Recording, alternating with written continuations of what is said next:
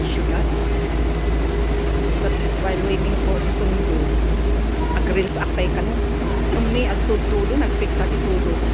I'm waiting for my sundo. Mating ako sa syudad. Quezon International Airport. So mag-reels tayo dito sa labas.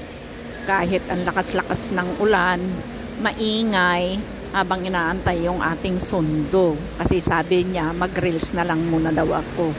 Pero itong katabi ko, naninigarilyo. Kaya naglagay ako ng mask. Nung nakita ng nakamask ako, alam nyo, ang ginawa niya, ay nako, patingin-tingin siya. Hindi ko siya pinansin. Isang stop pa naman ng airport.